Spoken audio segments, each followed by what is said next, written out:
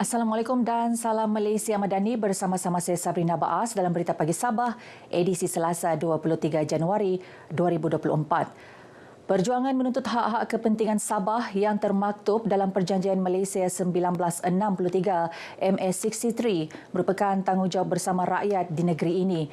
Justru maklumat, ilmu dan penerangan berkaitan MS63 perlu disampaikan kepada rakyat Sabah agar mereka dapat turut serta dalam perjuangan itu.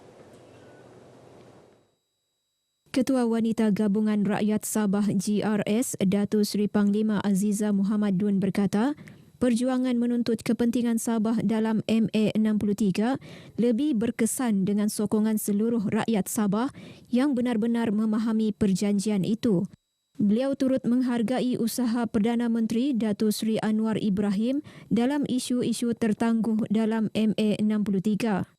Ini merupakan perjuangan kerajaan negeri Sabah, JRS sendiri dan sepatutnya menjadi perjuangan semua rakyat negeri Sabah. Perlu kita akan mencapai apa yang ada termaktub di dalam MA63 itu untuk kebaikan seluruh rakyat negeri Sabah. Ini perlu diperjuangkan bersama-sama. Dan insyaAllah kita akan terus sampaikan penerangan ini sampai ke peringkat akar umbi. Datuk Aziza ditemui media selepas program taklimat MA63 bersama pemimpin wanita Sabah di Kota Kinabalu. Taklimat disampaikan Pegawai Institut Kajian Pembangunan Sabah IDS Arif Adi Putra Anwar. Sebagai rakyat Sabah, terutamanya kita kena sentiasa berusaha memastikan agar hak kita yang telah diperjuangkan oleh pemimpin-pemimpin awal dapat dilaksanakan. Harapan saya juga aktiviti seperti ini ataupun program-program seperti ini bukan saja di sini berhenti setakat di sini, kita boleh membawa taklimat-taklimat ini hingga ke akar umbi dan saya juga mengharapkanlah dia akan diteruskan. Dengan ilmu atau pengetahuan yang mantap mengenai dengan MA63 ini, maka khasnya khususnya wanita-wanita lah di luar sana lebih dapat menghadamnya dan lebih dapat melibatkan diri sebagai seorang warga negara Sabah untuk memperjuangkan MA63. Program taklimat ini akan diperluas ke seluruh negeri. Pasukan Balai Bomba dan Penyelamat BBP Ranau dalam mod siap siaga bagi menghadapi monsun timur laut atau musim tengkujuh yang dijangka berterusan sehingga Mac depan. Ketuanya Ridwan Muhammad Tai berkata, pihaknya melakukan rondaan di kawasan hotspot selain mengadakan kempen kesedaran bagi memberi maklumat kepada masyarakat berhubung kebakaran, gempa bumi, banjir dan tanah runtuh.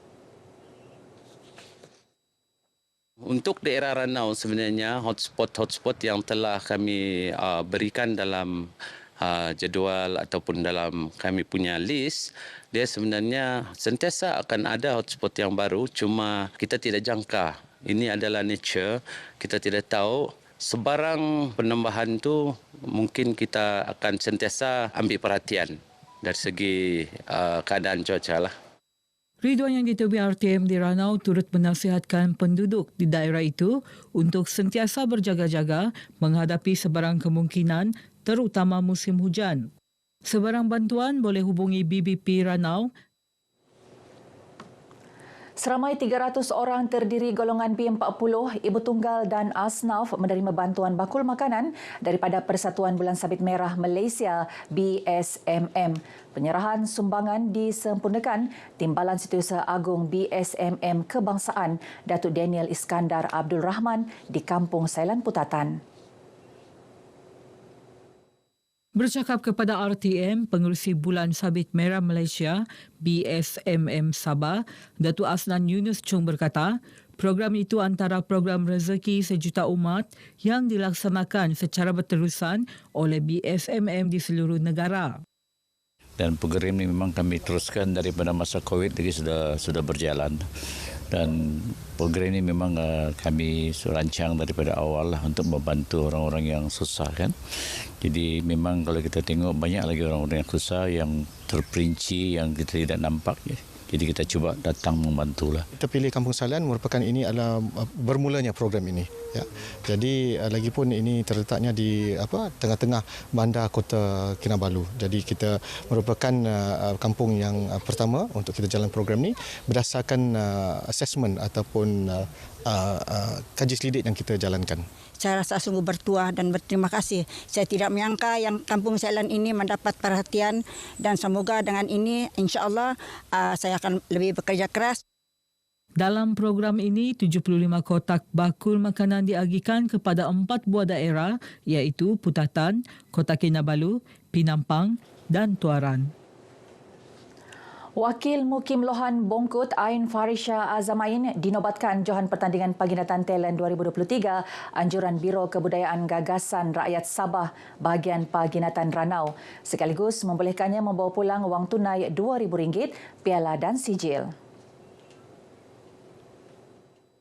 Naib Johan disandang Wakil Mukim Tanah Rata Adi Fala Jahidin manakala tempat ketiga dimenangi Nur Hawani Hamisin mewakili Mukim Sumi Nimpot masing-masing menerima hadiah wang tunai RM1,500 dan RM1,000 beserta piala dan sijil. Bagi kategori vokal terbaik dimenangi Ain Farishah manakala persembahan terbaik dimenangi Adi Fala Jahidin. Bagi kategori peserta paling popular menerusi undian dimenangi Mayrin Jaingin mewakili Mukim Paus yang mendapat 2,217 undi. Hadiah para pemenang disampaikan Adun Karanaan Datuk Seri Panglima Masidi Manjun yang juga Timbalan Presiden Parti Gagasan Rakyat Sabah.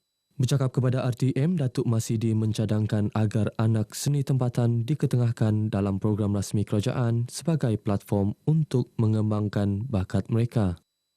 Kita ingin galakkan agar di masa akan datang semua acara-acara anjuran kerajaan maupun anjuran persatuan dan pertubuhan harus memberi keutamaan kepada penyanyi-penyanyi yang mana bakatnya dapat diketengahkan. Pertama kerana kualiti persembahan mereka, tapi kedua juga ini tanda dan bukti sokongan daripada rakyat biasa ke atas kerjaya mereka sebagai penyanyi lah. Take seriously lah, because banyak kita punya budak-budak tempatan sini memenangi pertandingan di peringkat kebangsaan ataupun di peringkat even di orang outside the country kan.